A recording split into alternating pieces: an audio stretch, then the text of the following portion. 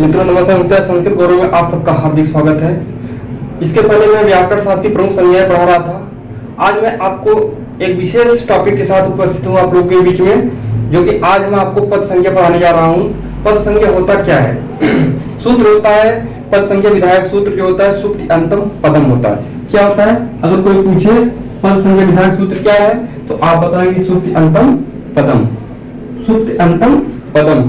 ठीक, कोई भी पूछे पद संज्ञा विधि सूत्रम क्या है, तो आप यही बताएंगे सुप्ति अंतम पदम।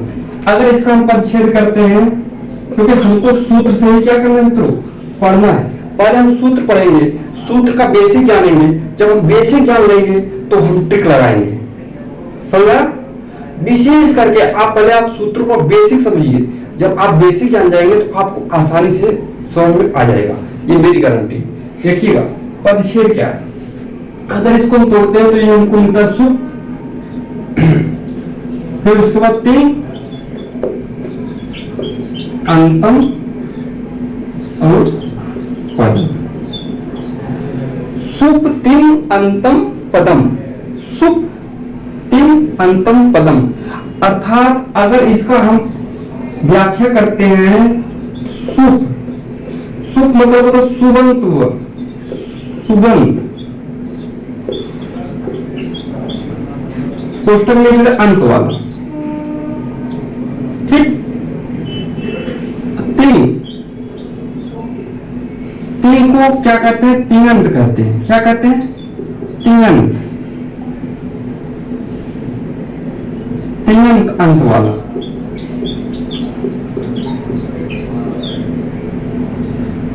कहने का मतलब यह है कि सुबंत और तिङंत अंत वाले शब्दों की क्या होती है? पद संज्ञा होती है। सुप प्रत्यय है, तिङ प्रत्यय है ना। सुप प्रत्यय जो होता है, सुप प्रत्यय जो होता है, इनकी संख्या कितनी होती है? सुप की संख्या जो होती है 21 होती है। क्या क्या? सु औ जस, अम और सस, टाभ्याम भिस, नेभ्याम भ्यस, नसभ्याम भ्यस, नस ओस आम, ने ओस सुप। ये आपके कितने हैं? 21 प्रत्यय हैं। कितने हैं? 21 प्रत्यय हैं। ये किस, इसका प्रयोग कहाँ होता है? प्रातिपदिक संज्ञा बनाने में इसकी क्या होती है? प्रयोग होता है। वो किसमें होता है? किसमें होता है इसका प्रयोग? शब्द रूपों में होता है। शब्दों में, शब्द रूप जानते हैं ना, जैसे राम, राम, हरि ना, ये आपके क्या है? शब्द रूप है। रामो रामो रामा, बालका बालका बालका, ये सब क्या है? आपके शब्द रूप है। ठीक, इसके बाद विस्तृत आप आगे पढ़ेंगे। आगे हम करते हैं तो अगला मिलता है तीन। तीन, तीन क्या होता है? ये तिङंत होता है, प्रत्यय होता है। ये भी प्रत्यय होता है। इनकी संख्या जो होती है 18 होती है। ये क्या होती है? इनकी संख्या क्या होती है? 18 होती है। ये किसमें लगता है? आपका तीन जो है धातु रूप में लगता है। किसमें लगता है? धातु रूप में लगता है। तीन प्रत्यय का प्रयोग जो है धातु रूप में होता है। ठीक, सुप प्रत्यय का प्रयोग मैंने आपको बताया कि शब्द रूप में होता है। किसमें होता है? शब्द रूप में होता है। ठीक, इसका प्रयोग धातु रूप में होता है, इसका शब्द रूप में होता है। जैसे पठित पढ़ता पठंती, लिखत लिखता लिखंती ना, ये सब जो है आपकी जो धातु है ना, इसमें जो लकार है, इन सभी का क्या होता है? प्रयोग होता है। ठीक, अब देखिए तीन जो है 18 संख्या है। 18 संख्याओं में आपके एक प्रश्न पदी होती है, प्रश्न पदी, आत्मनेपदी।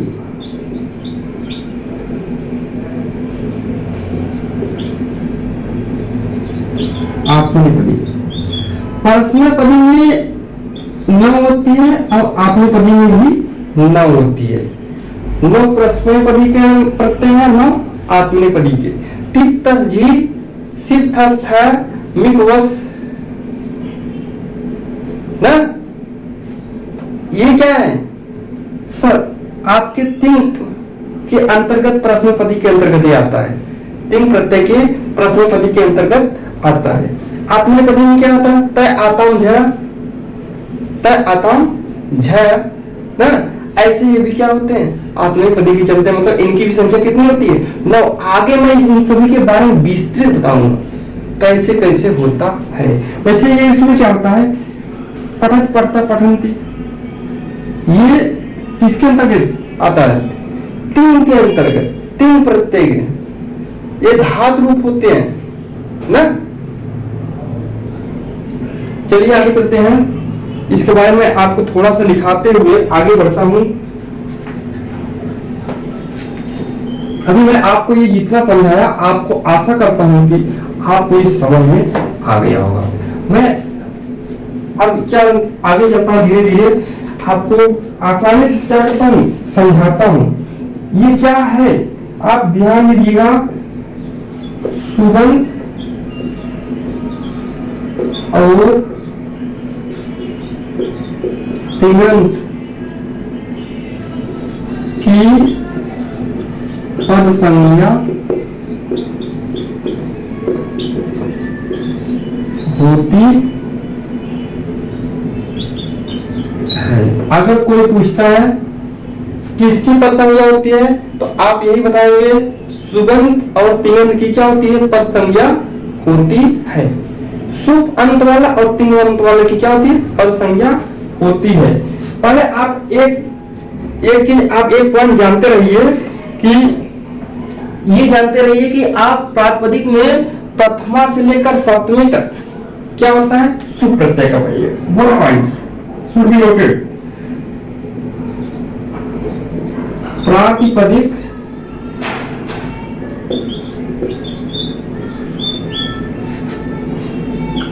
प्रातिपदिक प्रातिपदिक होता क्या है? प्रातिपदिकों में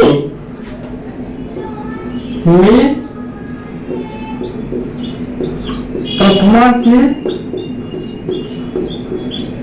सप्तमी तक, प्रथमा से सप्तमी तक सु औ जस आदि का प्रयोग होता है। ठीक, इनकी संख्या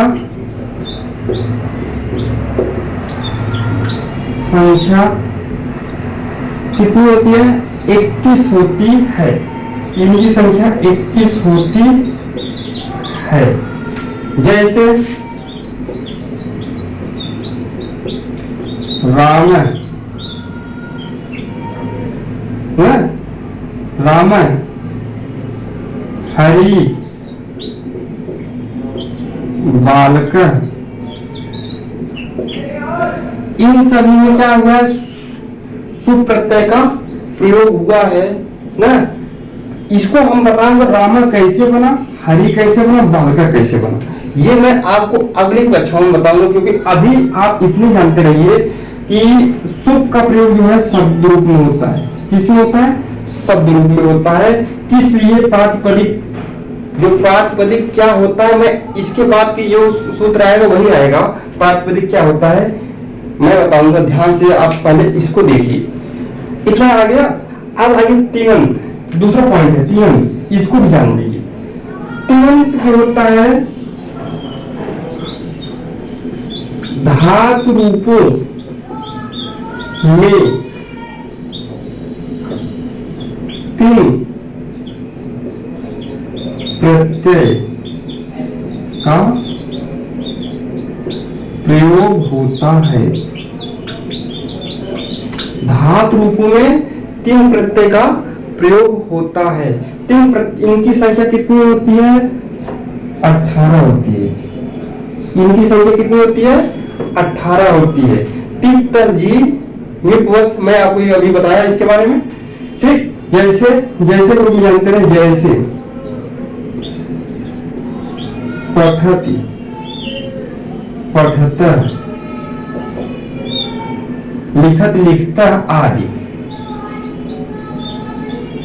पठति पढ़ता लिखत लिखतः आदि इनकी संख्या इतनी होती है, कितनी? 18। ठीक, कुल मिला के आपको लास्ट में यही बताऊंगा, ये सुबंत और तिङंत की जो होती है पद संज्ञा होती है। सुप जो होता है वह शब्द रूप में लगता है, तिंग जो होता है आपके धातु रूप में लगता है। ठीक, समझ में आया? आइए आगे चलते हैं। अगला सूत्र है, अगला सूत्र है संहिता संज्ञा। अगला सूत्र क्या है? संहिता संज्ञा।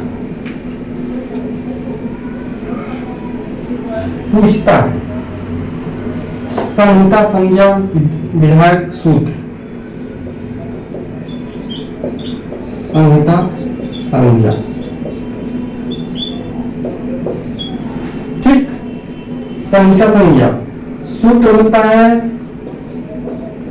पर सन्निकर्ष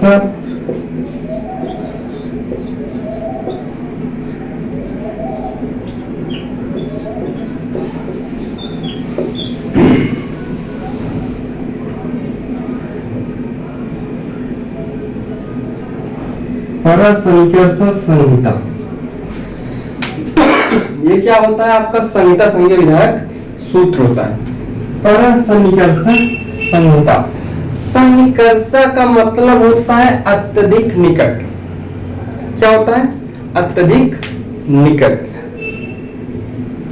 ठीक, अब देखिएगा, कहने का मतलब यह है कि परसन्निकर्ष संहिता क्या होता है। अगर कोई पूछे संहिता संज्ञा विधायक सूत्र क्या होता है तो आप क्या बताएंगे? परसन्निकर्ष संहिता। इसको आप लिख सकते हैं कि संहिता संज्ञा विधि सूत्रम। विधि सूत्रम, इसको आप ये भी लिख सकते हैं, संहिता संज्ञा विधि सूत्रम। ठीक, अब देखिएगा, अब इसके बारे में जानिएगा। वर्णों के अत्यधिक, वर्णों के अत्यधिक निकटता को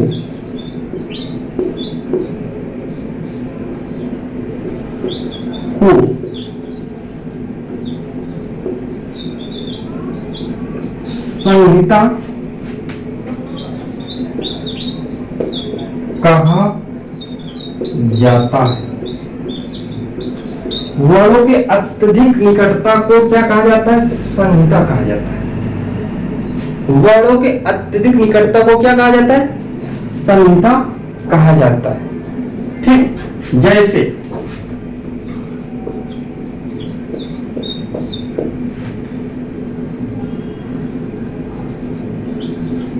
मधुधन अरि,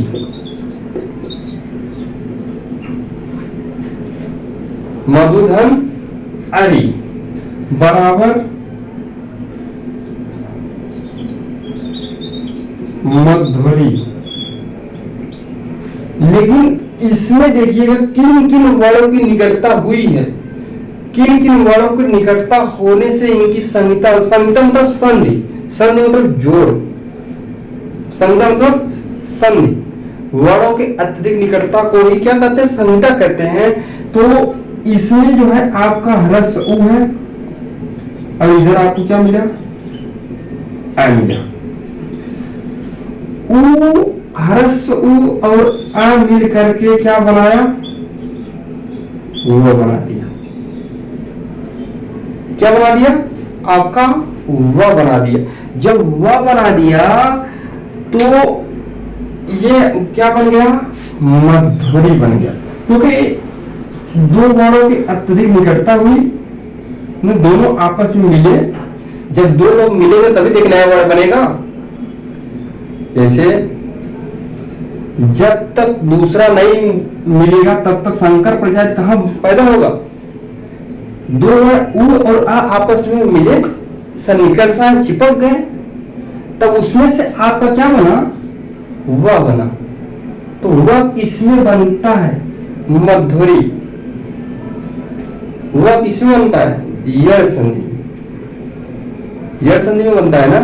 मध्वरी किस संधि में है, आपका यड़ संधि में है। समझ में आया। आगे चलते हैं। इसी प्रकार से रमेशा, जैसे रमेशा, इसको तो रमा धन ईसर ना, रमाधन ईसर। अगर हम इसको तोड़ते हैं रमाधन ईसर, अब देखते हैं यहाँ हमको आ मिला, यहाँ हमको क्या मिला, ई मिला। आ और ई मिलकर के हम क्या बना दिया, ए बना दिया। क्या बनाया, ए बनाया। जब ए बना दिया, आ और ई मिलके तो क्या बन गया, रमेशा। ये कौन संधि है, आपका गुण संधि है। किस सूत्र से, आदि गुण सूत्र से गुण संधि बनाना। समझ आया। निश्चित रूप से आप अगर ध्यान दिए होंगे तो आपको ये कक्षा बहुत अच्छे से समझ में आई होगी, मैं ऐसा आशा करता हूं। ठीक, पिछली कक्षाओं में आपको बहुत अच्छे अच्छे टॉपिक मैंने दिया था जो कि परीक्षा के लिए बहुत ही उपयोगी है। मैं प्रतिदिन ऐसे ऐसे वीडियो आप लोगों के पास लाता रहूंगा जो कि आपके परीक्षा में आपके लिए बहुत ही सहायक साबित होगा। सिर्फ आप हमारे चैनल से बने रहिए। यदि आप नए हैं तो अवश्य हमारे चैनल को सब्सक्राइब करें और बेल आइकन दबाना न भूलें। धन्यवाद। आज के लिए इतना ही।